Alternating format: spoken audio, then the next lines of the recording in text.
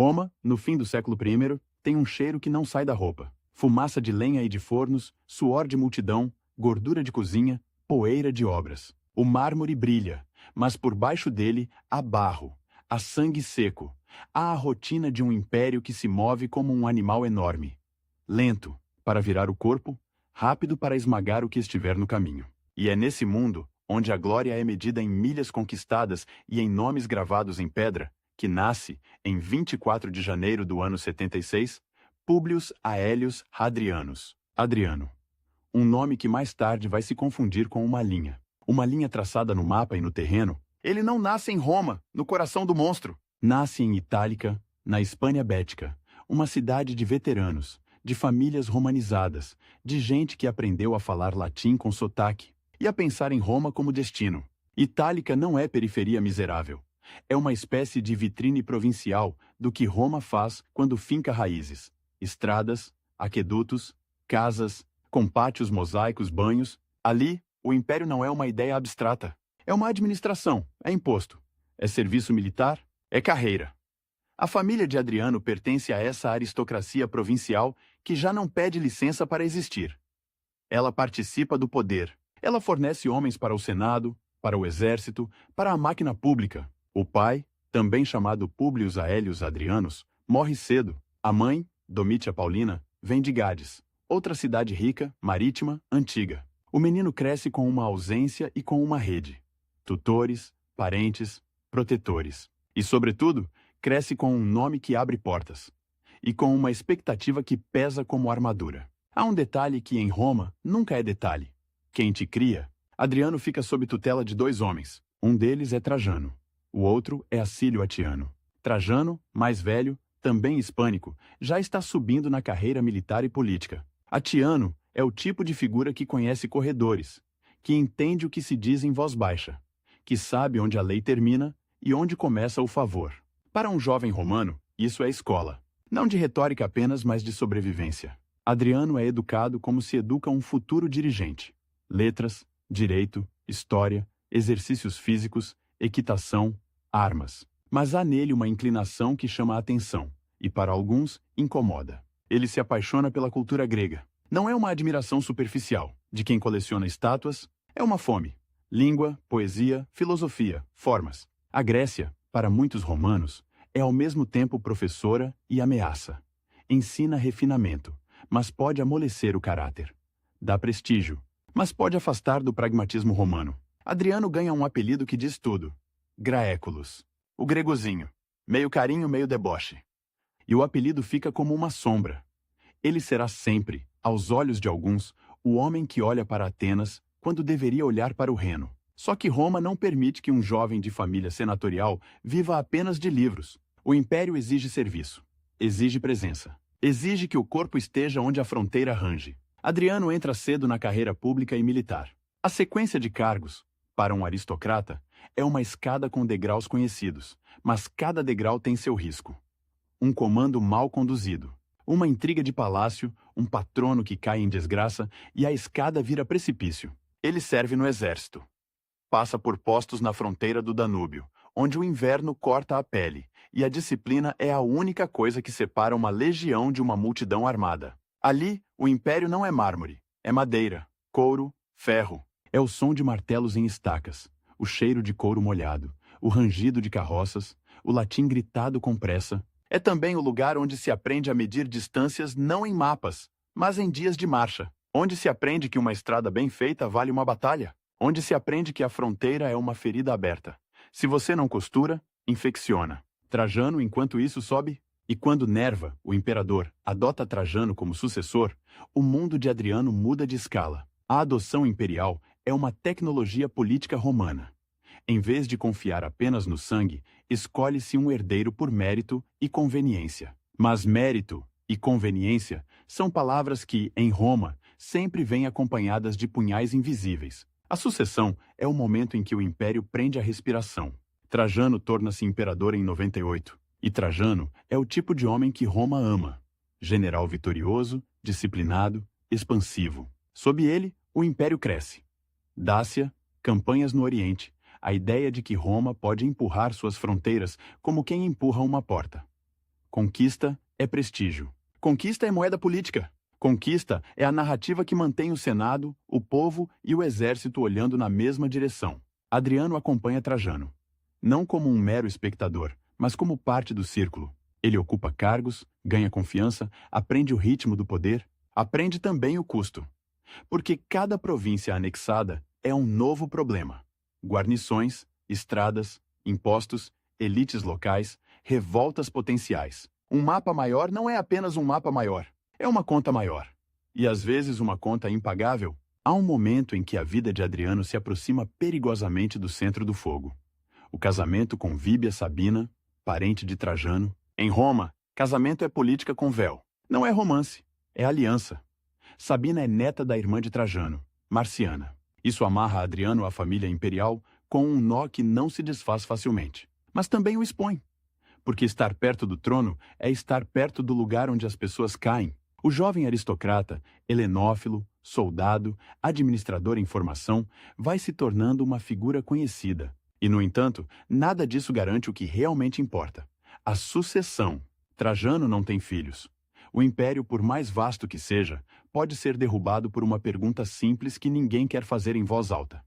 Quem vem depois? Roma vive de sinais. Um olhar, uma carta, um convite para jantar, uma nomeação.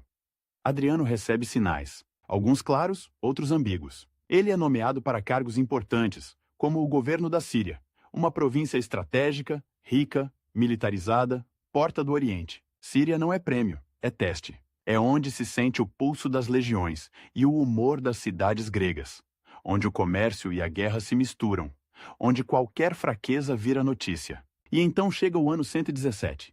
Trajano está no Oriente, em campanha. O calor é pesado, o ar cheira a poeira e a doença. O imperador adoece durante o retorno, morre em Celino, na Cilícia, em agosto. E com a morte, vem o terremoto político. A notícia corre como fogo em palha seca. Mas a notícia não vem sozinha. Vem acompanhada de um documento. Trajano teria adotado Adriano como filho e sucessor. Teria feito isso no leito de morte. A assinatura, a formalidade, a presença de testemunhas, tudo isso em Roma é matéria de disputa. Há quem aceite, há quem murmure, há quem diga que a adoção foi arranjada depois, por mãos interessadas. Plotina, a esposa de Trajano, aparece no centro dessas suspeitas. Atiano também.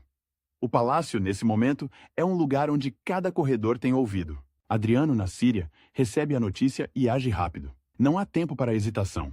Um imperador que hesita vira cadáver. Ele é proclamado pelas tropas. O apoio do exército é a primeira muralha de qualquer príncipe. Sem ele, o Senado pode escrever discursos belos, mas não segura uma fronteira, não controla uma província, não impede um usurpador. O Senado em Roma confirma. Confirma porque é prudente. Confirma porque a alternativa é guerra civil. Confirma porque, no fundo, o Senado já não escolhe imperadores. Ele ratifica o que as legiões e o palácio tornam inevitável. Mas a confirmação não apaga o gosto metálico da dúvida. Adriano começa seu reinado com uma sombra no ombro.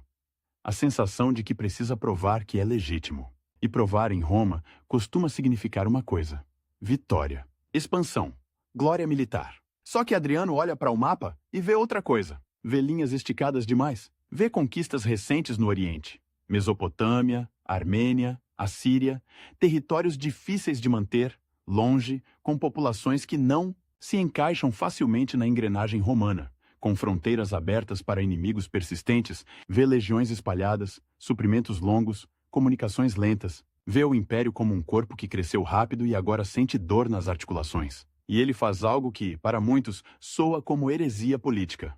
Recua, abandona parte das conquistas orientais de Trajano, retira-se de posições avançadas, reorganiza, consolida. Em vez de empurrar a fronteira para além do Eufrates, ele aceita o Eufrates como limite mais sensato. Não é covardia, é cálculo. Mas cálculo, em Roma, precisa ser vendido como virtude, porque o público romano foi educado a amar a expansão como se fosse destino. Esse recuo tem consequências imediatas. Há generais e senadores que construíram suas carreiras na promessa de novas guerras, novos saques, novos triunfos. Há homens que esperavam governar províncias recém-criadas, enriquecer com contratos, distribuir favores. De repente, o chão some. E quando o chão some, as pessoas procuram culpados. Adriano, ainda longe de Roma, precisa estabilizar o centro. E o centro, naquele momento, é um ninho de cobras. Surgem acusações de conspiração. 4 figuras de peso, homens ligados ao regime anterior, senadores influentes, acabam mortos. A tradição os conhece como os 4 consulares. A execução deles marca o início do reinado com sangue político. Adriano, mais tarde, tenta se distanciar da decisão, atribuindo a responsabilidade a Atiano e ao clima de ameaça. Mas em Roma, a memória é uma pedra. Mesmo quando você tenta polir, ela continua áspera. Esse é o paradoxo do poder imperial. Para parecer clemente, você precisa sobreviver. Para sobreviver, às vezes você precisa ser cruel. E cada ato de crueldade cria novos inimigos, que exigem novas medidas. A roda gira. Quando Adriano finalmente se aproxima de Roma, ele sabe que precisa fazer 2 coisas ao mesmo tempo. Precisa acalmar e precisa impor.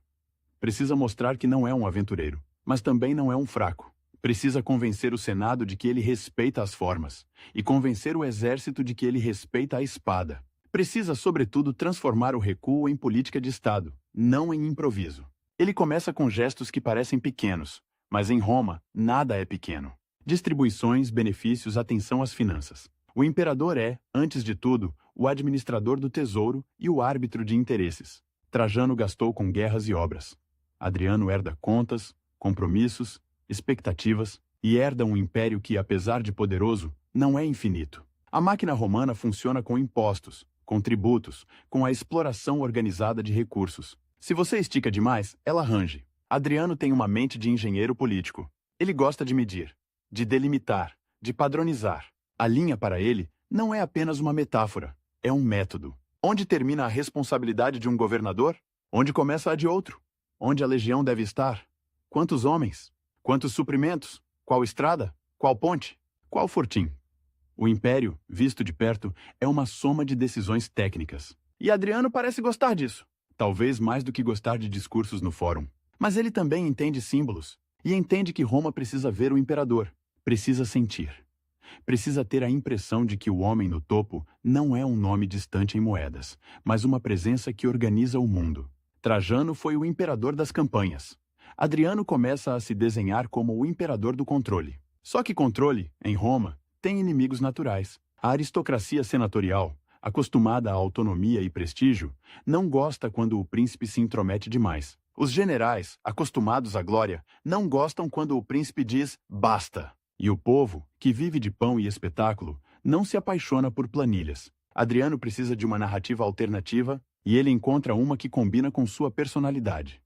A ideia de que Roma não é grande apenas porque conquista, mas porque organiza, porque constrói, porque transforma território em paisagem romana. Estradas retas, aquedutos, cidades com fóruns, templos, banhos. A conquista vira administração. A vitória vira pedra assentada. Essa mudança não acontece num decreto único. Ela se infiltra. Primeiro, na forma como ele trata as fronteiras. Não como trampolins para novas guerras, mas como linhas a serem mantidas. Depois, na forma como ele trata o exército, não como instrumento de aventura, mas como corpo profissional que precisa de disciplina, treinamento, infraestrutura e, por fim, na forma como ele trata a própria imagem. Não apenas o general triunfante, mas o príncipe que visita, inspeciona, corrige, constrói. O início do reinado é, portanto, uma corrida contra 2 coisas. Contra a instabilidade política que sempre acompanha uma sucessão.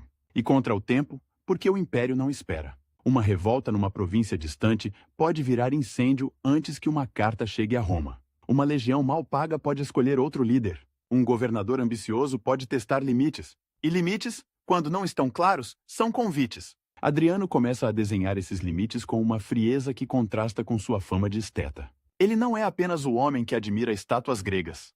É o homem que entende logística. E logística é a arte de fazer o império caber dentro de si mesmo. Há também o elemento humano, íntimo, que em Roma nunca é apenas íntimo. O casamento com Sabina, por exemplo, não parece ter sido feliz. As fontes antigas insinuam tensão, distanciamento, talvez desprezo mútuo. Mas Sabina é augusta, é parte da legitimidade. E a legitimidade, para um imperador sem filho biológico, é uma corda esticada. Ele precisa de alianças, de adoções, de continuidade. Ainda é cedo para isso explodir, mas a ausência de um herdeiro natural paira como nuvem. Enquanto isso, o Senado observa. Observa cada nomeação, cada exílio, cada perdão, cada execução.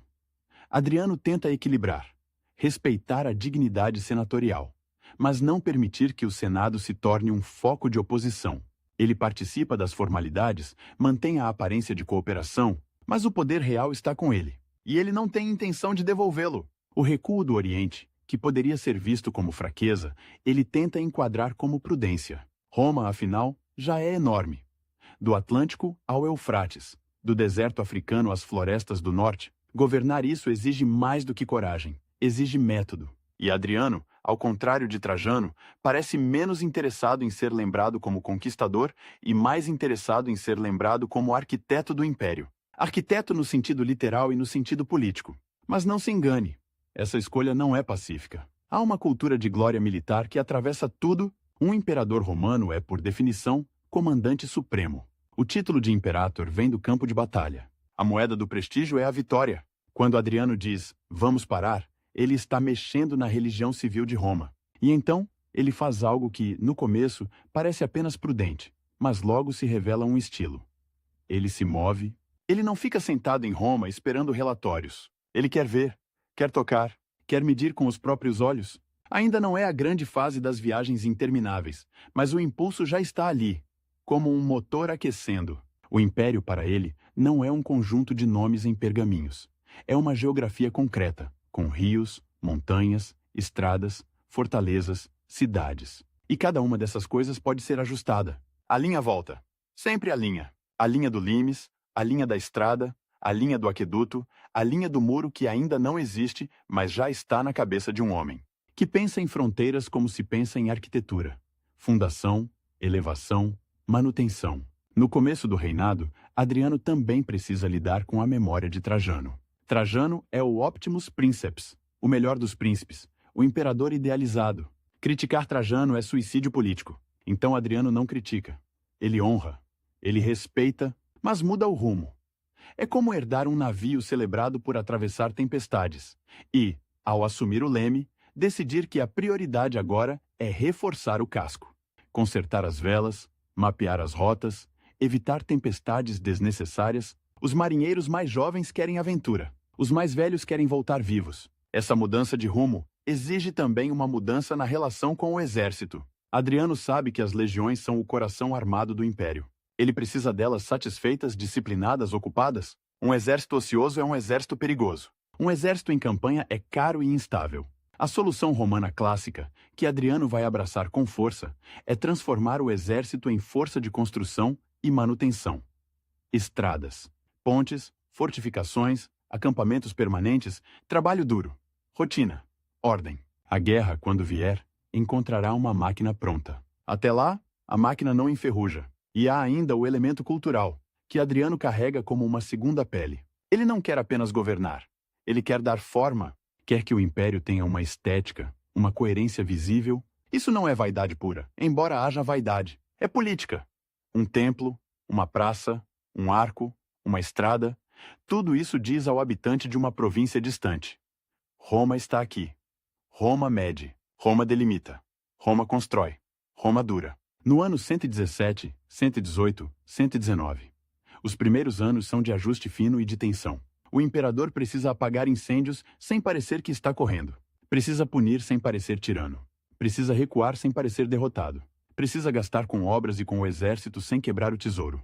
Precisa, sobretudo, fazer com que a ideia de limite, de fronteira consolidada, pareça não uma renúncia, mas uma escolha superior. E é aí que Adriano começa a se diferenciar de forma irreversível. Ele não é o homem do mais. Ele é o homem do suficiente. Suficiente para manter.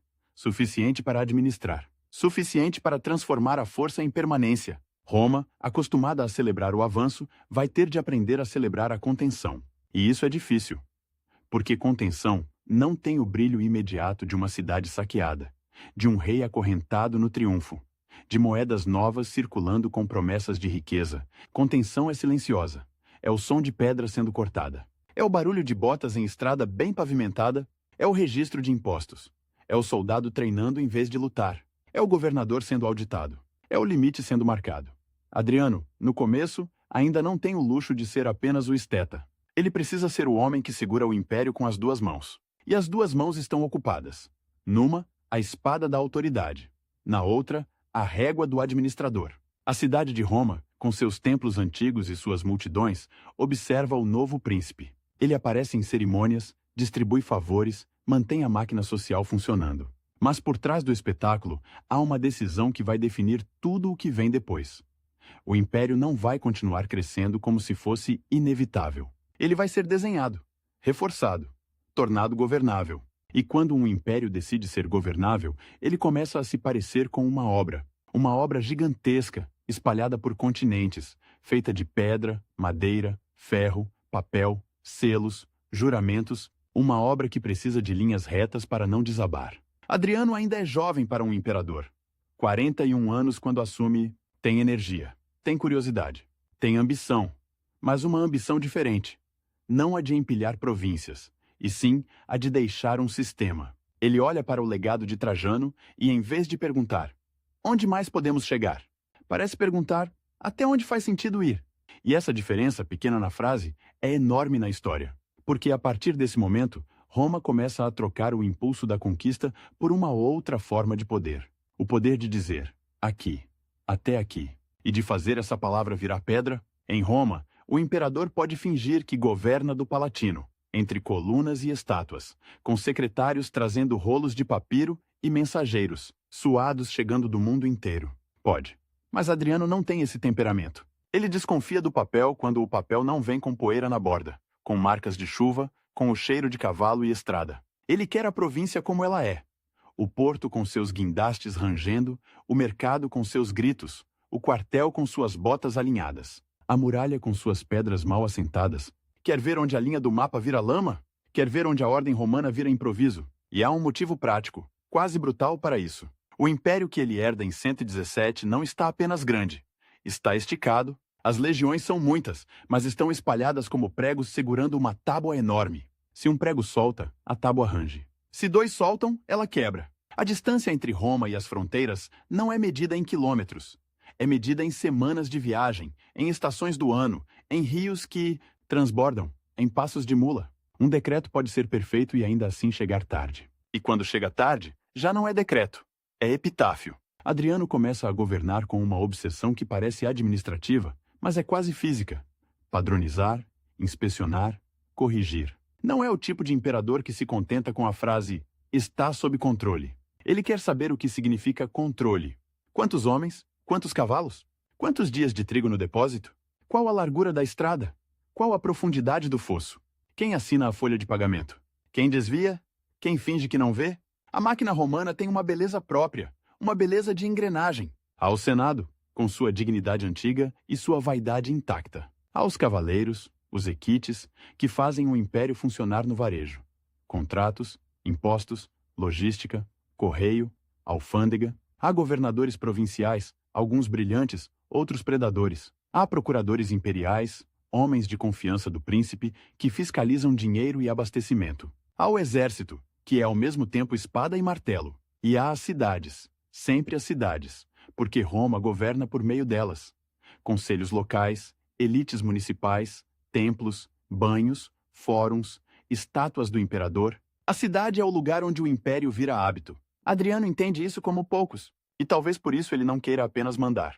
Ele quer aparecer, não como espetáculo vazio, mas como presença que pesa. A visita do imperador é um terremoto administrativo. De repente, o governador que adiava reparos corre para consertar pontes. O comandante que relaxava a disciplina manda pintar o portão do forte. O conselho municipal que desviava fundos para festas privadas descobre um amor súbito por calçadas e aquedutos. A simples possibilidade de Adriano surgir na estrada, com sua comitiva, seus guardas, seus escribas, seus engenheiros, muda o comportamento de gente que nunca o viu. E ele surge mesmo. Por volta de 121, o império começa a sentir um fenômeno raro. O príncipe na estrada por anos, não por semanas. Não é uma excursão, é um método de governo. Adriano viaja como quem faz uma auditoria do mundo, e viaja com o olhar de soldado e de esteta ao mesmo tempo. Repara na inclinação de um talude e na proporção de uma coluna.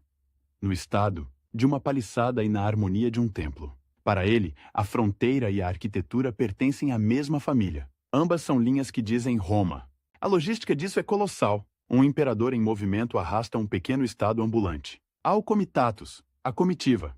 Oficiais, secretários, juristas, médicos, astrólogos, guardas pretorianos, mensageiros. Há bagagens, tendas, cozinhas móveis, animais de carga. Há a necessidade de alojamento, de abastecimento, de segurança. Cada cidade por onde ele passa precisa preparar recepção, mas também precisa preparar pão, vinho, carne, forragem. A visita imperial é honra e é custo. E o custo em Roma sempre vira política. Adriano, porém, não parece se importar com o desconforto. Ele dorme em acampamentos, visita quartéis, participa de exercícios. As fontes antigas insistem nesse traço. Ele gosta da vida militar, gosta do rigor, gosta de estar entre soldados, não como Trajano, que vive para a campanha e para o choque. Adriano gosta do exército como instituição, do exército como disciplina, do exército como ferramenta de construção de permanência. Ele exige treinamento constante, marchas, manobras, arremesso de pilum, construção de trincheiras, levantamento de acampamentos com medidas exatas. O soldado romano não é apenas um guerreiro, é um operário especializado em guerra. E Adriano reforça isso com uma severidade que pode parecer mesquinha, mas tem lógica. Um exército que constrói e treina é um exército ocupado. Um exército ocupado pensa menos em proclamar outro imperador. Há também uma reforma silenciosa, de rotina, que muda o modo como Roma se segura. O fortalecimento do sistema de fronteiras, os limes. Não é uma muralha única em todo lugar. É uma rede, estradas militares, torres de vigia, fortins, campos de marcha, depósitos, postos de controle. Uma linha que não é só pedra, é informação. Quem entra, quem sai, quem negocia, quem foge. A fronteira como filtro, não apenas como barreira. E, enquanto ele viaja, Adriano faz algo que irrita e fascina. Ele se mistura com as províncias. Não no sentido de virar provinciano, mas no sentido de reconhecer que o império não é Roma, e o resto? O império é um mosaico. E mosaico, para não se desfazer, precisa de argamassa. Ele fala grego com naturalidade. Em cidades helênicas, isso é um gesto de respeito e de poder. O grego não é só língua, é status cultural. Um imperador que domina o grego se coloca como herdeiro de uma tradição que vai além de Roma, como se dissesse: eu governo também, pelo prestígio da civilização. Para alguns romanos mais rígidos, isso é suspeito. Para as elites do Oriente, é música. E então vem a Grécia. Atenas, o lugar onde um romano helenófilo pode se sentir, por um instante, menos estrangeiro. Atenas nos séculos seguintes não é a potência política de outrora, mas é um símbolo vivo, ruas antigas, colinas com templos, escolas filosóficas, estátuas que parecem respirar. Adriano não visita Atenas como turista. Ele visita como patrono. Ele se envolve com instituições locais, com projetos, com a ideia de reviver uma grandeza cultural sob o guarda-chuva romano. É uma política de prestígio. Roma não destrói a Grécia. Roma a incorpora como vitrine do refinamento imperial. Esse tipo de gesto tem efeito prático. As elites provinciais, os notáveis, os ricos, os que financiam obras e controlam conselhos municipais, querem reconhecimento, querem títulos, querem proximidade, querem que suas cidades sejam escolhidas para receber um templo, um aqueduto, um festival. Adriano usa isso como ferramenta. Ele não precisa conquistar novas terras para distribuir glória. Ele distribui glória em forma de pedra, de privilégios, de fundações. A competição entre cidades vira motor de romanização e de estabilidade. Mas não é só charme. Há o lado duro, o lado de contador e de juiz. Adriano reorganiza a administração. Ele confia mais em especialistas e em funcionários imperiais do que em improvisos aristocráticos. O império, nesse período, vai se tornando mais profissional, mais burocrático, mais dependente de gente que sabe fazer a máquina rodar. Juristas, procuradores, administradores equestres. Isso reduz a margem de manobra de governadores e senadores que gostavam de agir como pequenos reis. E isso cria ressentimento. O Senado, em Roma, sente o cheiro dessa mudança. Sente que o príncipe está construindo um Estado que funciona sem pedir licença à velha nobreza. Adriano, para não romper de vez, mantém as formas: consulta, honra, cerimônia. Mas a direção é clara.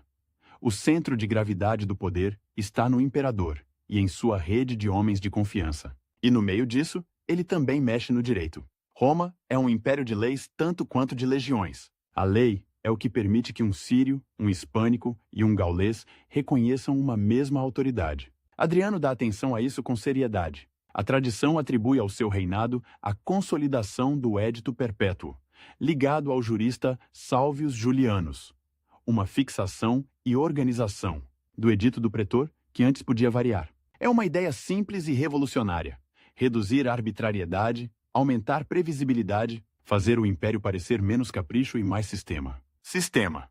Essa palavra não aparece nas inscrições, mas está em tudo. No Correio Imperial, o cursos públicos, com suas estações de troca de cavalos e hospedarias oficiais, que permitem que ordens e relatórios circulem com velocidade relativa, na contabilidade de impostos, na fiscalização de obras, na padronização de medidas e procedimentos. Adriano governa como quem desenha uma planta baixa.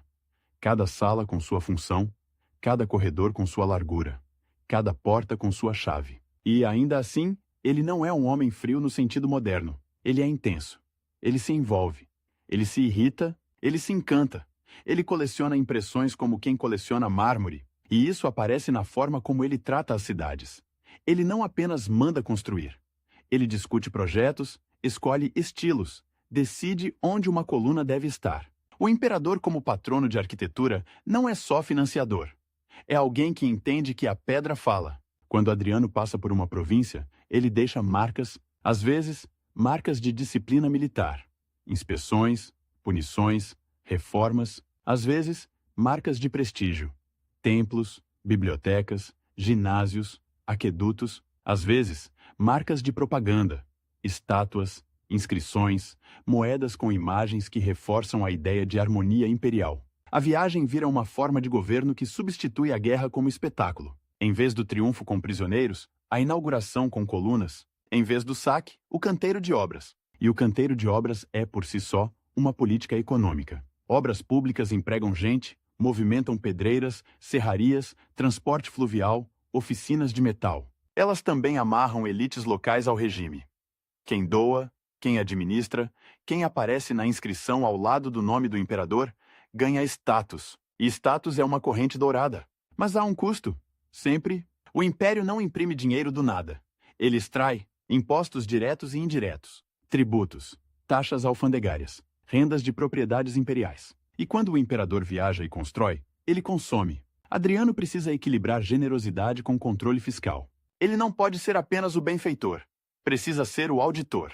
E isso o torna inevitavelmente impopular em certos círculos. O exército, por exemplo, gosta de donativos, de campanhas que rendem saque, de glória. Adriano oferece outra coisa: disciplina e trabalho. Ele melhora a infraestrutura, fortalece posições, garante pagamento e organização. Para muitos soldados isso é bom, para outros é tédio.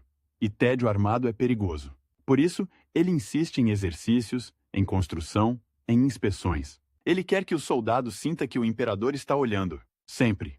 As províncias do Danúbio e do Reno, com seus rios largos e suas florestas, são um laboratório dessa política. Ali, Roma enfrenta povos que não são reinos centralizados fáceis de derrotar e anexar. São confederações, tribos, grupos móveis, capazes de atacar e recuar. A resposta de Adriano não é avançar indefinidamente. É organizar a borda, fortificar, vigiar, controlar travessias, garantir que a economia de fronteira funcione. Comércio, tributos, diplomacia, sem abrir a porta para invasões. Diplomacia, aliás, é outra ferramenta que ele usa com pragmatismo. Roma não governa só com espada.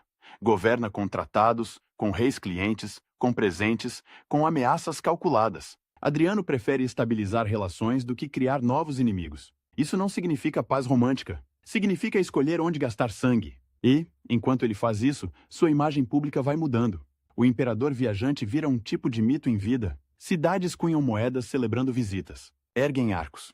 Dedicam estátuas, registram em pedra a presença do príncipe. A pedra é a rede social do mundo antigo. O que está gravado ali é o que se quer que o futuro saiba. Adriano entende isso e alimenta. Ele quer que o império se veja como um todo. E a viagem é a costura. Há também um detalhe de estilo pessoal que não é irrelevante. Adriano usa barba. Parece pequeno, mas em Roma a aparência é política. A barba aproxima o imperador de uma estética grega, de filósofos, de uma ideia de sofisticação helênica. Depois dele, a barba vira moda imperial por gerações. É como se o rosto do poder mudasse de textura. E textura, num império de símbolos, importa Só que o homem por trás do símbolo carrega tensões. O casamento com Víbia Sabina continua sendo uma formalidade pesada. A corte imperial é um lugar de rivalidades, de fofocas, de alianças. E Adriano, que prefere a estrada ao salão, precisa manter o palácio funcionando mesmo quando está longe. Isso exige delegação, exige confiança, exige uma rede de correspondência e de agentes, e toda rede tem vazamentos. Ele também precisa lidar com a memória do início sangrento do reinado, com as execuções dos consulares, mesmo que tente atribuir a responsabilidade a outros. O fato é que o novo príncipe começou com mortes políticas. Isso cria um clima. Alguns o temem, outros o odeiam em silêncio, outros o respeitam por prudência. E quando ele viaja, ele leva esse clima consigo. A presença do imperador pode ser bênção, mas também pode ser ameaça. Uma inspeção pode virar investigação. Um elogio pode virar armadilha para o rival. E, no entanto, ele insiste, porque a alternativa é governar por intermediários. E intermediários, em Roma, acumulam poder. Um governador distante pode virar senhor local. Um comandante de legião pode virar candidato ao trono. Um procurador pode enriquecer e comprar lealdades. Adriano combate isso com movimento. Ele aparece onde não esperam. Ele muda o eixo. Ele faz o império sentir que o centro não é um lugar fixo.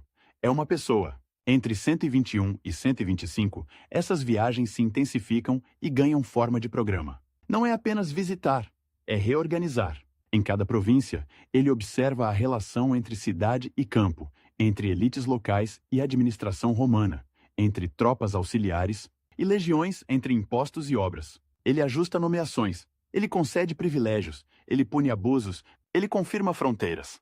Ele manda construir, e construir para Adriano não é luxo. É estratégia. Uma estrada militar bem traçada reduz tempo de deslocamento, facilita abastecimento, permite resposta rápida a revoltas. Um aqueduto não é só conforto. É saúde pública, é estabilidade urbana, é capacidade de manter guarnições e populações. Um porto melhorado aumenta a arrecadação e abastecimento. Um forte bem posicionado reduz necessidade de campanhas punitivas. A pedra economiza sangue. Às vezes, essa lógica transforma o império num canteiro de obras permanente. E o exército é parte essencial disso. Legiões constroem, auxiliares constroem, soldados aprendem a cortar pedra, a levantar muralhas, a cavar fossos, a assentar estradas com camadas de cascalho e lajes. O som do império, sob Adriano, não é apenas o clangor de armas. É o martelo no cinzel. É a pá na terra. É o carro carregado de blocos. E, ao mesmo tempo, ele cultiva a dimensão cultural como cola política. No Oriente Grego, ele se apresenta como protetor de tradições, como patrono de festivais, como alguém que entende a linguagem do prestígio helênico. Isso não é capricho de gregozinho, é cálculo imperial. Um império multicultural precisa de símbolos que não sejam apenas romanos no sentido estreito. Precisa de uma narrativa em que as províncias se sintam parte de algo maior, sem perder completamente o rosto. Adriano oferece isso com uma habilidade rara. Ele consegue ser romano e, ao mesmo tempo, falar a língua do outro. Ele não abandona a disciplina latina. Ele a veste com mármore grego, e isso cria uma imagem de império civilizado, ordenado, quase inevitável. A ordem como beleza. A beleza como ordem, mas a beleza também pode ser provocação. Em Roma, há quem veja nisso uma ameaça à velha austeridade. Há quem murmure que o imperador prefere Atenas ao Capitólio, que prefere filósofos a senadores, que prefere arquitetos a generais. E num mundo em que a reputação é arma, murmúrios são flechas. Adriano responde do jeito dele, com presença e com obra. Ele não discute em público. Ele constrói, ele não promete conquistas, ele entrega estabilidade, ele não oferece um mapa maior. Ele oferece um mapa mais legível. E, enquanto isso, a fronteira do norte começa a chamar. A Britânia, ilha distante, úmida, com ventos que parecem vir do fim do mundo, é uma província inquieta. Ali, Roma enfrenta povos que não se deixam domesticar facilmente. Ali, a linha do império é uma cicatriz aberta.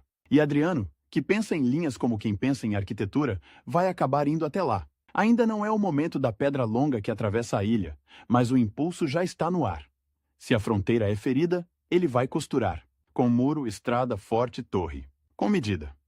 Antes disso, porém, ele precisa consolidar o hábito de governar andando. E esse hábito muda tudo, porque um imperador que viaja transforma o império em algo visível para si mesmo. E, ao mesmo tempo, transforma a si mesmo em algo visível para o império. O príncipe deixa de ser apenas o rosto na moeda. Vira o homem que aparece na porta da cidade, que entra no quartel, que pergunta pelo depósito de trigo, que olha a muralha e percebe a rachadura. E a rachadura, para Adriano, é intolerável. Não apenas a rachadura na pedra, a rachadura na administração, a rachadura na disciplina, a rachadura na ideia de limite. Ele governa traçando linhas, linhas de estrada, linhas de fronteira, linhas de lei, linhas de coluna e arco, linhas que dizem: aqui começa Roma, aqui termina. Aqui se paga imposto, aqui se recebe água, aqui se treina, aqui se vigia, aqui se constrói. E quanto mais ele viaja, mais o império deixa de ser uma expansão e vira um desenho gigantesco, feito de decisões pequenas, um desenho que precisa ser revisado com os próprios olhos, porque no fim, nenhum relatório substitui a sensação de pisar a terra. E sentir se ela está firme, Adriano pisa, mede, delimita. E ao fazer isso, ele prepara o gesto mais famoso de todos.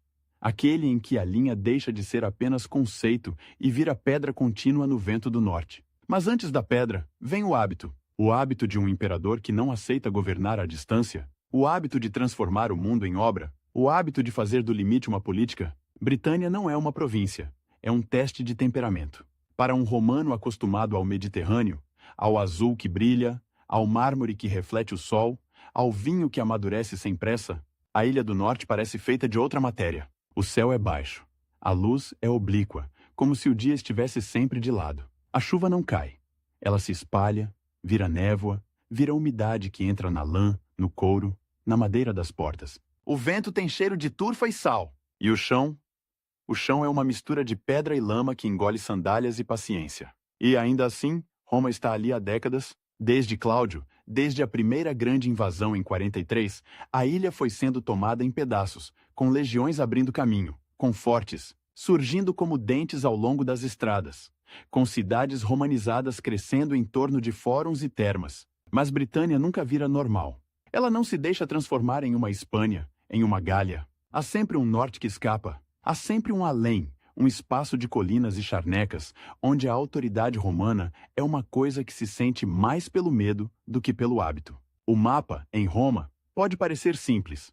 Uma província, um governador, algumas legiões, uma linha de controle. No terreno, a linha é um animal vivo.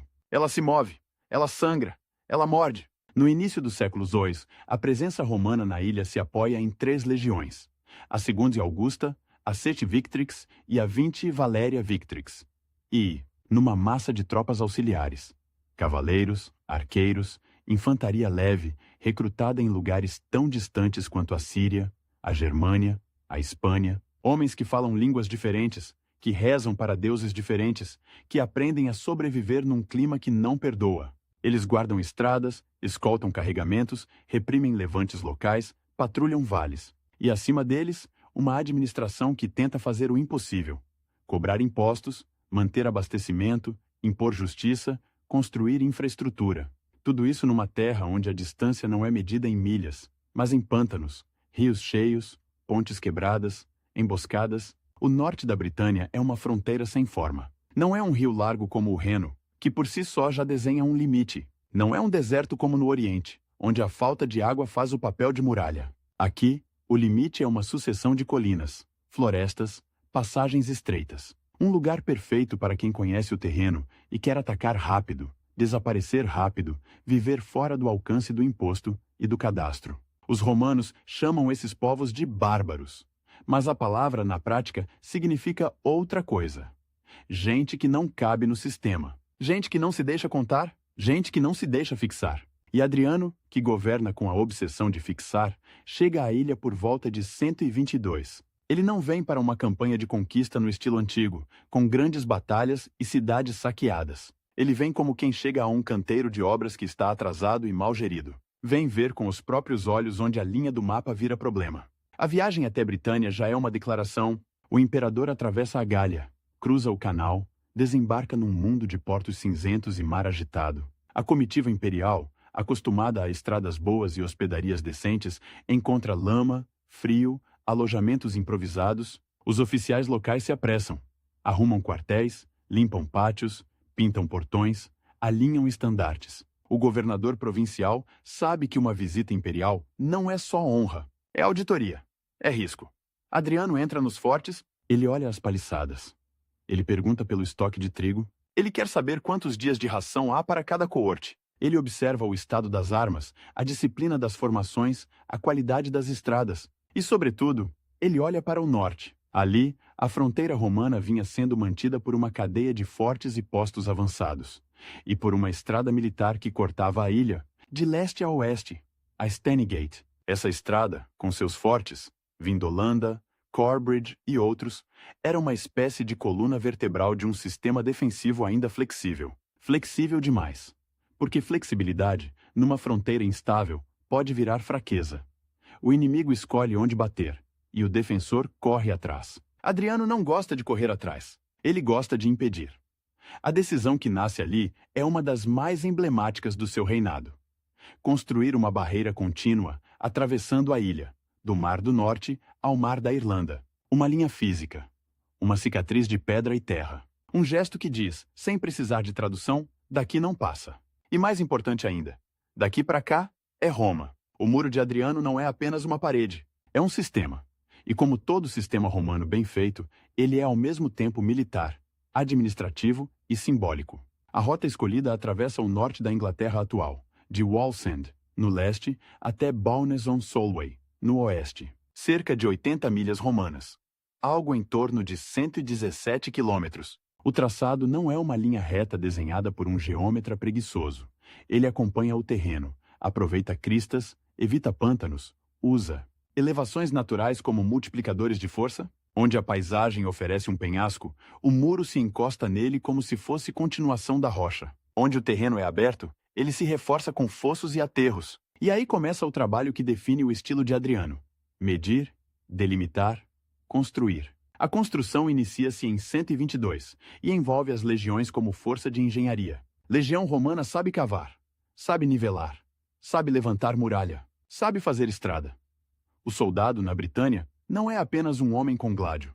É um homem com pá, picareta, alavanca, corda, cesto de terra. O som do muro é o som de milhares de golpes repetidos. Pedra sendo talhada, madeira sendo cortada, ferro sendo batido para virar prego, grampo, ferramenta. Primeiro, o traçado é marcado. Agrimensores, os especialistas em medir terra, usam instrumentos simples e precisos. Groma para alinhar ângulos, cordas esticadas, estacas fincadas. Eles desenham no chão o que depois vira pedra. Em seguida, abre-se a fundação. A terra é removida até encontrar base firme. Em alguns trechos, a fundação é larga, porque o muro precisa suportar peso e vento. Em outros, o terreno rochoso permite assentamento direto. O muro, no projeto inicial, tem variações. Em certos trechos, ele é de pedra. Em outros, de turfa e terra. Especialmente no oeste, onde a pedra adequada pode ser menos acessível. E a logística mais difícil? A largura planejada também muda ao longo do tempo. Há evidências de um plano original mais largo, depois ajustado para algo mais estreito, talvez por economia de tempo e material. Isso não é indecisão, é pragmatismo de canteiro. A fronteira não espera. Ao norte do muro, cava-se um fosso, um obstáculo que não é só físico, mas psicológico. Um fosso profundo, com taludes inclinados, que dificulta a aproximação em massa. Ao sul, em muitos trechos, existe o chamado valum, um grande aterro com fossos paralelos, criando uma zona controlada, uma espécie de corredor militar. O valum não é para impedir bárbaros, é para organizar romanos, para canalizar movimento, controlar acesso, definir onde se passa e onde não se passa. A fronteira para Adriano é também disciplina interna. E então vêm as estruturas que tornam o muro vivo. A cada milha romana, um pequeno forte, o Mile Castle, com portões, alojamentos mínimos, espaço para uma guarnição. Entre esses Mile Castles, torres de observação, as turrets, em intervalos regulares, permitindo vigilância constante. Não é uma muralha para resistir a um cerco de meses. É uma muralha para ver, para reagir, para sinalizar, para impedir infiltrações pequenas e, ao mesmo tempo, controlar o fluxo de pessoas e mercadorias, porque o muro não fecha a ilha como uma tampa. Ele tem portas. E porta, em Roma, é sempre alfândega. Os portões dos Mile Castles permitem passagem controlada. Pastores, comerciantes, mensageiros, emissários tribais, todos podem ser filtrados. Quem entra, quem sai. O que carrega. O que paga. O muro, assim, vira uma máquina de informação e de arrecadação. Uma linha que transforma o caos do norte em algo contabilizável. E, acima de tudo, o muro é uma mensagem. Para os povos do norte, ele diz: Roma não está apenas ocupando. Roma está ficando. Para os provinciais do sul, ele diz: o império tem limite, e esse limite é protegido. Para os soldados, ele diz: o trabalho de vocês não é só matar, é construir permanência. Para as elites em Roma, ele diz algo ainda mais provocador: a glória não está em avançar, mas em consolidar. Isso é uma ruptura cultural. O imaginário romano foi alimentado por séculos de expansão. Um general vitorioso volta com espólios, com prisioneiros, com territórios novos. O triunfo é o teatro do poder. Adriano oferece outro teatro, o da engenharia. Em vez de desfile com correntes, uma linha de pedra atravessando a paisagem. Em vez de eu conquistei, eu delimitei, e delimitar para muitos parece fraqueza. Parece recuo. Parece admitir que Roma não pode tudo. Mas Adriano não está admitindo impotência. Ele está escolhendo onde a potência faz sentido. A Britânia é cara. Manter legiões numa ilha distante exige navios, portos, depósitos, estradas. Exige uma cadeia de abastecimento que atravessa o canal e depende do clima. Cada campanha para avançar mais ao norte significa esticar ainda mais essa cadeia, expor mais homens, construir mais fortes em território hostil, enfrentar uma guerra de atrito em terreno difícil e, mesmo que se avance, o que se ganha? Terras menos urbanizadas, menos integradas ao comércio mediterrâneo, mais difíceis de administrar. A conquista ali não se paga. Adriano pensa como administrador e como arquiteto do poder. Ele prefere uma fronteira clara, defendida, com custos previsíveis, do que uma expansão sem fim que consome homens e dinheiro e produz apenas mapas mais bonitos. O muro, portanto, é uma escolha de modelo imperial. Um império que se define não pelo quanto cresce, mas pelo quanto consegue manter. E manter na Britânia significa também lidar com a vida cotidiana da guarnição. O muro não é só pedra, é gente. Gente que acorda com frio, que come pão duro e mingau, que bebe cerveja local quando o vinho é raro, que escreve cartas pedindo meias e roupas quentes. A fronteira romana é feita de detalhes pequenos: couro encharcado, lã grossa, fumaça de fogueira, cheiro de estábulo. Os fortes ao longo do muro, Housesteads, Bird Oswald, Chesters e tantos outros, são pequenas cidades militares, com barracões, oficinas, depósitos, banhos. Sim, banhos, porque Roma leva consigo a ideia de higiene e ritual social mesmo para o fim do mundo. Um soldado pode estar a um dia de marcha de uma emboscada, mas ainda assim vai ao balneário. Sua, conversa, joga dados, reclama do comandante. E há famílias. Oficialmente, durante muito tempo, o soldado não deveria casar durante o serviço. Na prática, a fronteira cria suas próprias regras. Mulheres e crianças vivem nas proximidades dos fortes, em assentamentos civis, vici, que crescem como sombras do exército. Artesãos, ferreiros, comerciantes, taberneiros. O muro cria economia, cria mercado, cria uma sociedade de fronteira que não é totalmente romana nem totalmente local. É uma mistura, um híbrido, uma zona onde identidades se negociam. Adriano entende o valor disso. Uma fronteira não se sustenta só com patrulhas. Ela se sustenta com rotina, com abastecimento regular, com pagamento em dia, com disciplina que não vira crueldade gratuita, com a sensação de que o Estado está presente, e o Estado ali é o imperador, mesmo que ele não fique. A visita de Adriano em 122 é o momento em que a fronteira vira projeto imperial. Não apenas necessidade local, ele dá o impulso, define o padrão, impõe a escala. Depois ele parte. Mas a linha fica... A construção do muro não acontece num vácuo. Ela reorganiza toda a estratégia da província. Fortes antigos ao longo da Stanigate podem ser reavaliados. Alguns continuam importantes como apoio logístico, outros perdem centralidade. Novos fortes são integrados ao sistema do muro. Alguns construídos sobre a própria linha, outros próximos, criando profundidade defensiva. A ideia não é que o muro sozinho pare um exército inteiro. A ideia é que ele atrase, canalize, alerte, permita resposta coordenada. E resposta coordenada exige comunicação. Torres e postos permitem sinais visuais, fumaça, fogo, bandeiras e mensageiros a cavalo. Estradas militares conectam os pontos. Depósitos garantem que uma unidade possa se mover sem morrer de fome no caminho. A fronteira vira rede. Essa rede também tem um efeito psicológico sobre os povos do norte. Antes, a presença romana podia parecer episódica. uma campanha, um forte isolado, uma patrulha. Agora, a presença é contínua, material, impossível de ignorar. Uma parede atravessando a paisagem é uma afronta e um aviso. Ela diz: vocês podem atacar, podem saquear, podem fugir. Mas existe uma linha que não depende do humor de um governador. Ela está ali, dia e noite. E, ao mesmo tempo, o muro não elimina contato. Ele o organiza. Tribos do norte podem negociar. Podem enviar emissários, podem comerciar. Podem, em certos momentos, ser cooptadas como aliadas, como fornecedores, como auxiliares. Roma sempre preferiu dividir e administrar do que enfrentar uma massa unida. O muro ajuda nisso. Ele cria pontos de contato controlados, onde a diplomacia e o comércio podem acontecer sob vigilância. Há uma ironia nisso. Um muro, que parece símbolo de separação, também é um instrumento de conexão. Mas conexão sob regras romanas. A fronteira para Adriano não é um fim, é uma interface.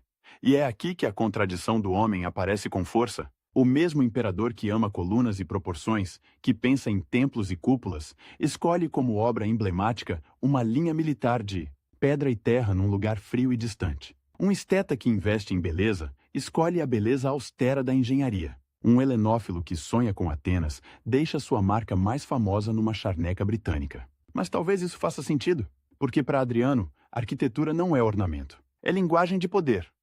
E o muro é uma frase curta, dura, impossível de interpretar errado. A construção também é um exercício de controle sobre o próprio exército. Legiões ocupadas constroem.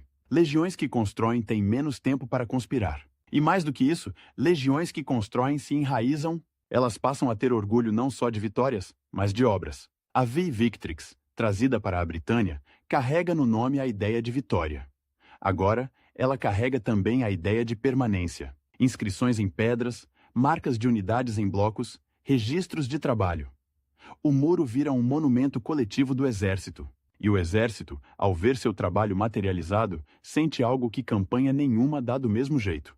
A sensação de que o esforço não se dissolve quando a batalha acaba. A batalha termina e vira memória. O muro fica e vira paisagem. Só que paisagem também é política. Em Roma, a notícia de um muro pode ser lida de maneiras diferentes. Para alguns, é prudência.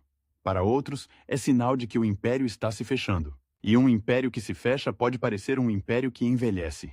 Adriano aceita esse risco, porque ele governa com um relógio interno que não é o relógio da vaidade militar, mas o relógio da administração.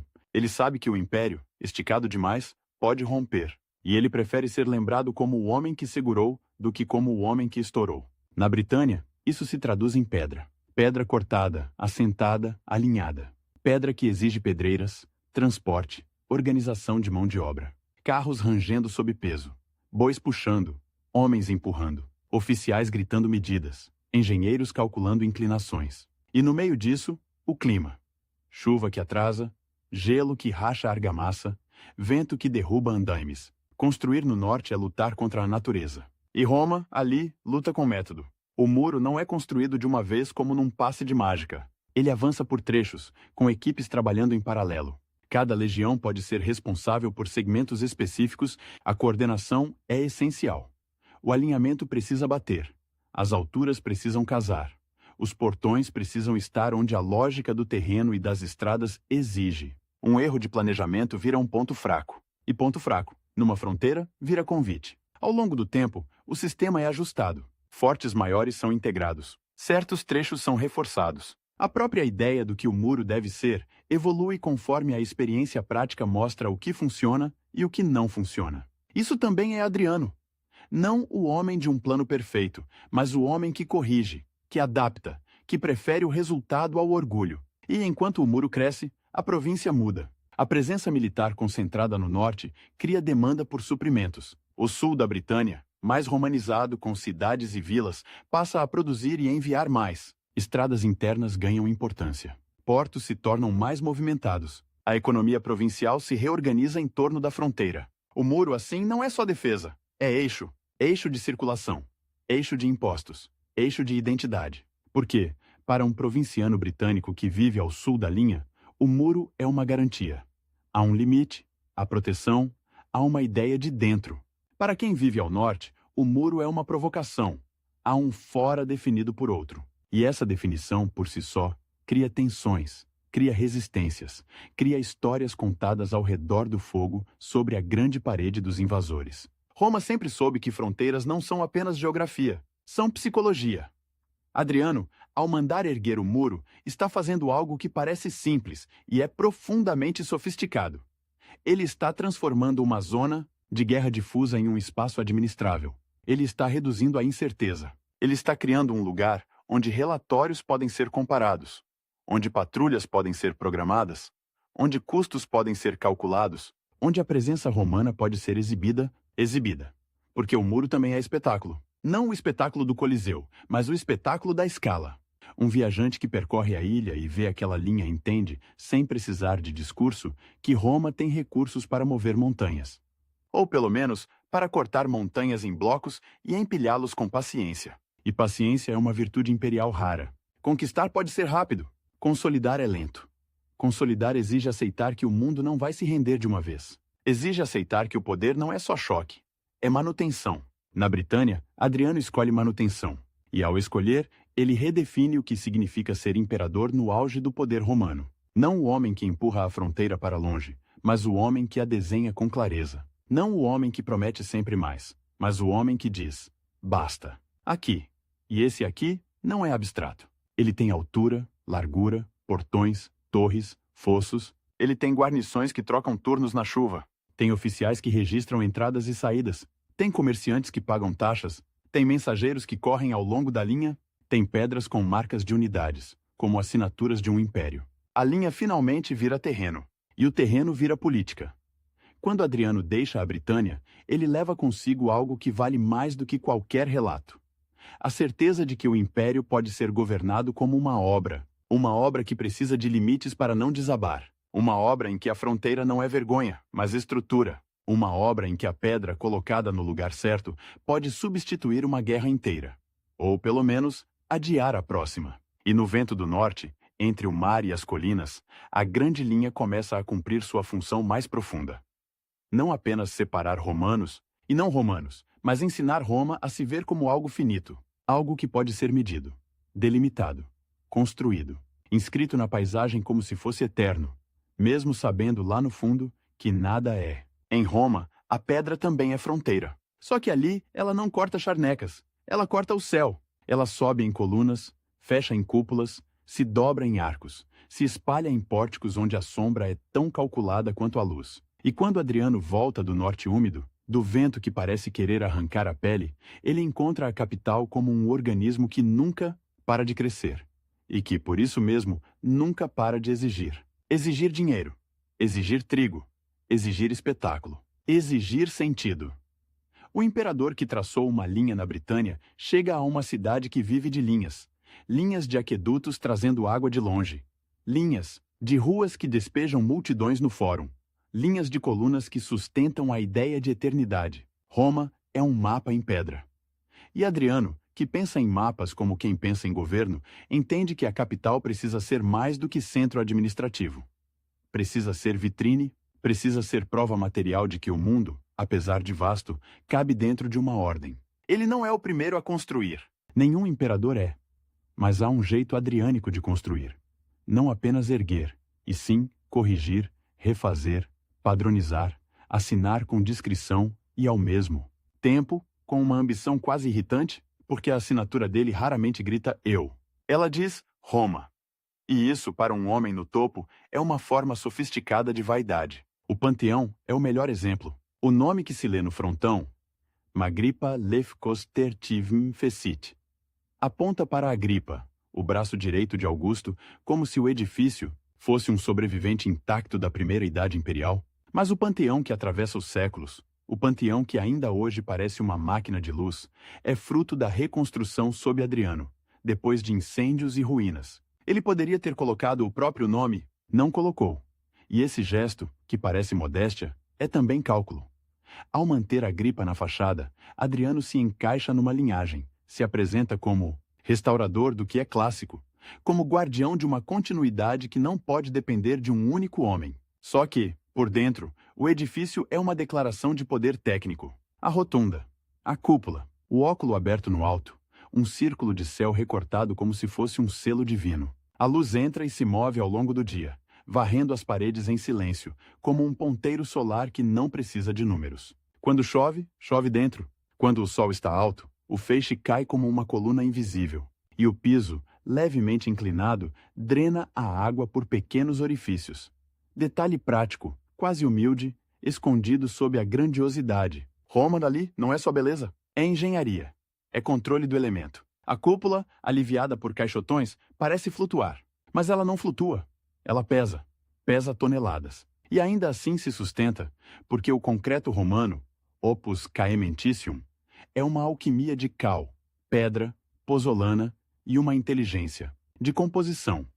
Materiais mais pesados embaixo, mais leves em cima, como se o edifício tivesse aprendido a obedecer à gravidade sem se curvar a ela. O Panteão é uma fronteira entre o possível e o impossível. E Adriano gosta dessas fronteiras. Ele gosta também de Atenas, não como turista, mas como devoto. A helenofilia dele não é um capricho de colecionador. É uma escolha cultural e política. A Grécia, para um romano educado, é ao mesmo tempo origem e desafio. Origem do pensamento, da arte, da filosofia. Desafio porque Roma conquistou a Grécia com legiões, mas a Grécia conquistou Roma com ideias. Adriano se deixa conquistar com prazer. Ele frequenta, patrocina, participa, recebe iniciações, conversa com filósofos, se cerca de retórica e geometria. E ao fazer isso, ele não está fugindo do governo. Está governando por símbolos.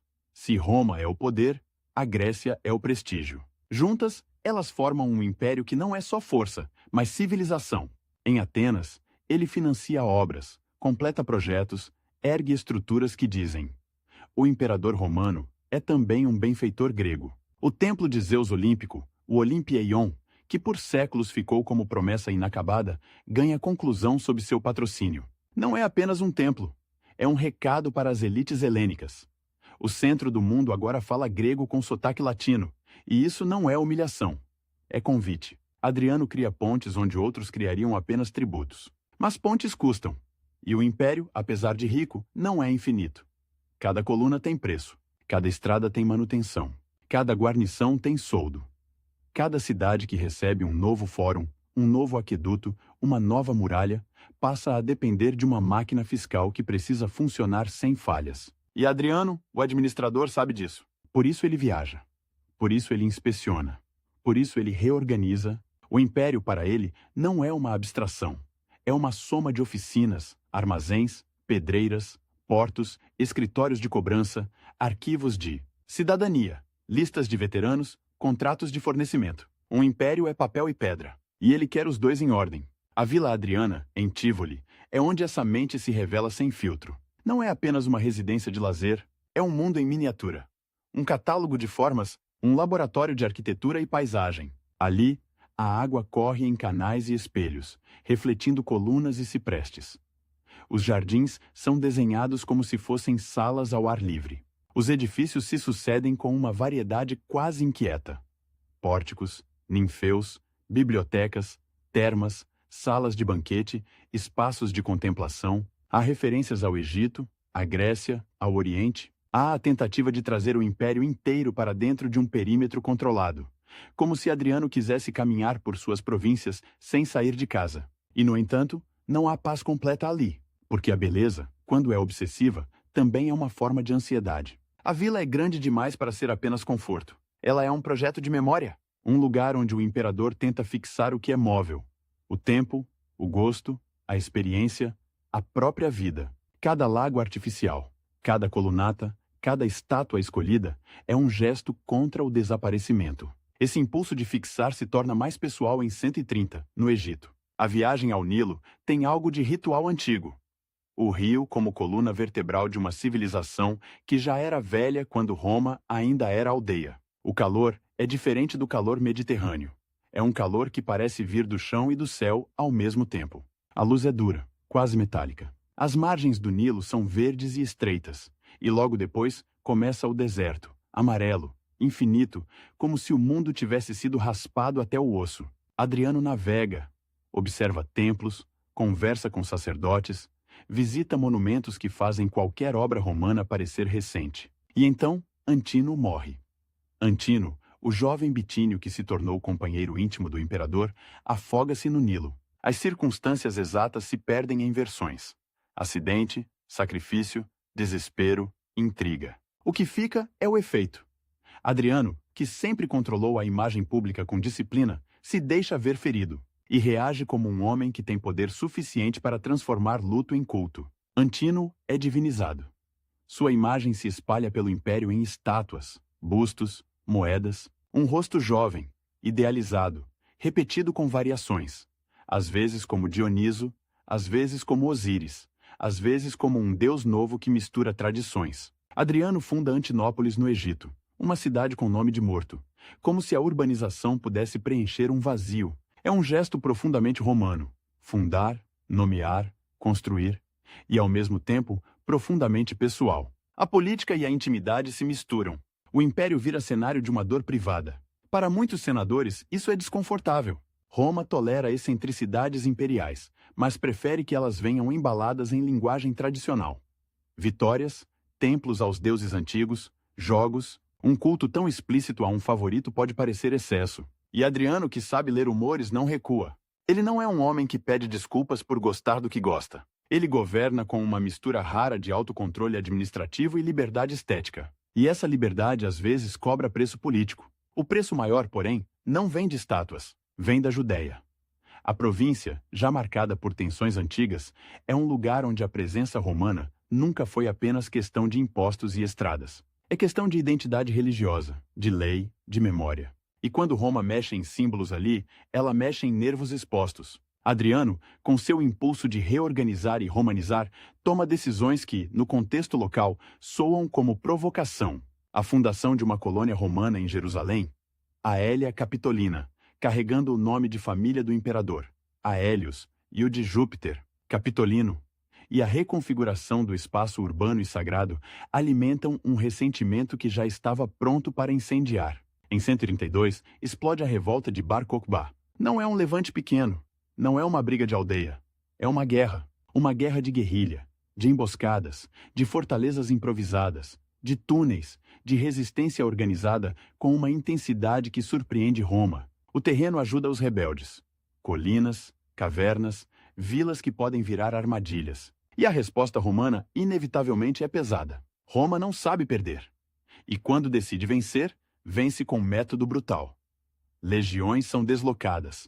Comandantes experientes são chamados. A campanha se arrasta, consome homens, consome recursos, consome tempo. O recurso mais caro para um imperador que já não é jovem.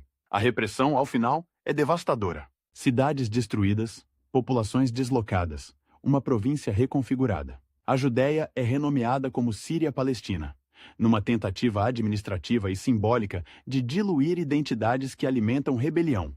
É o Império usando o mesmo gesto que usou na Britânia: delimitar, inscrever, renomear. Só que aqui a linha não é um muro de pedra, é uma cicatriz social. E há um paradoxo cruel. Adriano, o imperador que preferiu consolidar fronteiras a conquistar novos territórios, acaba envolvido numa das guerras internas mais custosas do seu reinado. Ele queria reduzir incertezas. A Judéia devolve incerteza em forma de sangue e fumaça. Ele queria governar por obras. A Judéia obriga a governar por ruínas. Isso pesa. Pesa no tesouro, pesa na política, pesa no corpo. Porque o corpo de Adriano começa a falhar. As fontes antigas falam de doença prolongada, de sofrimento, de um declínio que não é súbito, mas insistente. O imperador que atravessou províncias a cavalo, que dormiu em acampamentos, que inspecionou muralhas sob chuva, agora precisa lidar com limites que não se resolvem com engenharia. O corpo não aceita reformas administrativas. O corpo não obedece a decretos. E quando o corpo do imperador enfraquece, o império inteiro sente, não por sentimentalismo, mas por mecânica política. A sucessão, Roma, é uma máquina que precisa de um operador reconhecido. A transição de Trajano para Adriano já tinha deixado sombras e murmúrios. Adoção anunciada tardiamente, suspeitas, a sensação de que o poder, no fim, sempre depende de quem está perto do leito de morte. Adriano sabe que não pode permitir uma repetição caótica. Um império consolidado por muros e estradas pode desmoronar por uma disputa de herdeiros. Ele tenta resolver isso como resolve fronteiras, traçando uma linha clara. Primeiro, adota Lúcio Seiônio Cômodo, que recebe o nome de Lúcio Hélio César. Um homem de boa posição, mas de saúde frágil. A escolha parece para alguns estranha. Talvez Adriano buscasse equilíbrio entre facções. Talvez visse nele qualidades específicas. Talvez fosse uma tentativa de controlar o futuro com uma peça que julgava manejável. Mas o futuro não se deixa manejar assim. Em 136, Hélio César morre antes do imperador. A linha traçada se apaga. E o problema volta, mais urgente, mais perigoso. Adriano então escolhe Antonino, um senador respeitado, administrador sólido, homem de reputação estável. Ele o adota em 138, mas com uma condição que é, ao mesmo tempo, prudência e engenharia dinástica. Antonino deve adotar, por sua vez, Marco Ânio Vero, o futuro Marco Aurélio, e Lúcio Vero, filho do primeiro herdeiro morto. É como se Adriano construísse uma ponte de 2 arcadas, garantindo não apenas um sucessor imediato, mas uma sequência, uma estrada com marcos, uma fronteira com postos avançados. O mesmo gesto repetido: medir, delimitar, construir. Antonino recebe o poder, e mais tarde, o cognome de Pio, piedoso, em parte por sua lealdade ao pai adotivo, por insistir na deificação de Adriano apesar de resistências senatoriais. Resistências que dizem muito, porque Adriano, apesar de suas obras e viagens, não foi um imperador unanimemente amado pela aristocracia de Roma. Ele podia ser duro, podia ser desconfiado, podia punir, havia execuções, havia tensões, havia a sensação de que o príncipe preferia províncias e arquitetos a senadores e tradições. A relação entre Adriano e o Senado nunca foi simples, e no fim, até a honra póstuma vira campo de batalha. Enquanto isso, as obras continuam falando. O Panteão, com sua cúpula impossível, continua recebendo luz como se o céu fosse parte do projeto. A vila em Tívoli continua espalhando seus espelhos d'água e suas colunas como um sonho de pedra. Atenas guarda marcas do patrono romano que quis ser grego. E longe, na Britânia, o muro continua cortando a paisagem, recebendo chuva, vento, musgo, passos de sentinelas, rodas de carroças, gritos de comando em latim, misturado com sotaques de meio mundo. É tentador ver tudo isso como 2 faces separadas. De um lado, o imperador esteta, amante de formas, de proporções, de mármore.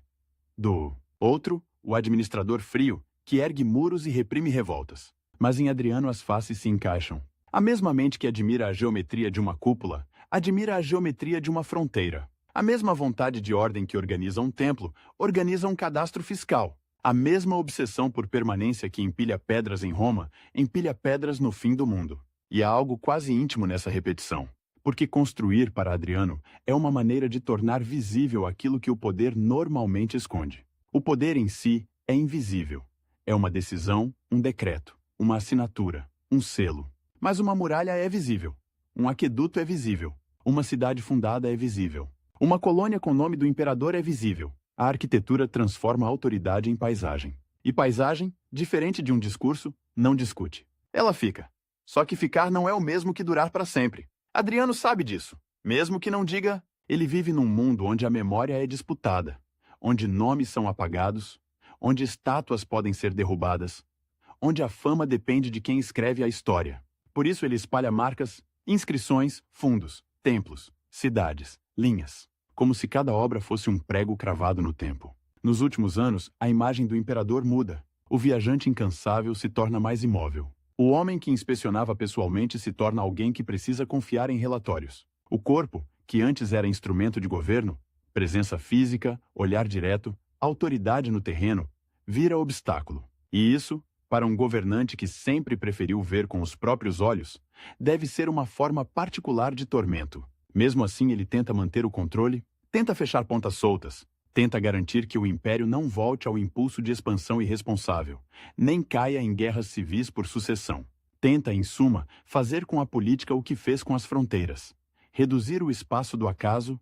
Quando a morte chega, em 10 de julho de 138, ela não encerra apenas uma vida. Ela encerra um estilo.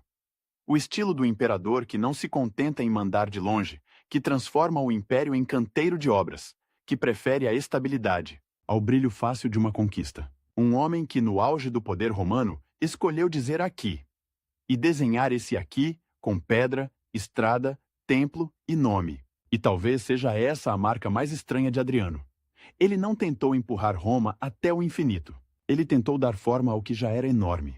tornar governável, tornar legível, tornar visível, como se o império, para sobreviver, precisasse aprender a se reconhecer no próprio contorno, na linha traçada no mapa e no terreno, no muro que corta a ilha, na cúpula que recorta o céu, na cidade que renomeia a memória, na vila que coleciona o mundo em jardins, medir, delimitar, construir, inscrever Roma na paisagem. E ao fazer isso, Adriano deixa uma herança que não é só de pedra, é de método. A ideia de que o poder não se prova apenas avançando, mas sustentando, que a grandeza não está apenas em conquistar, mas em administrar. Que, às vezes, o gesto mais imperial não é abrir uma nova guerra. É levantar um muro, reconstruir um templo, desenhar uma linha e dizer, com a calma de quem sabe o preço de cada milha: basta, aqui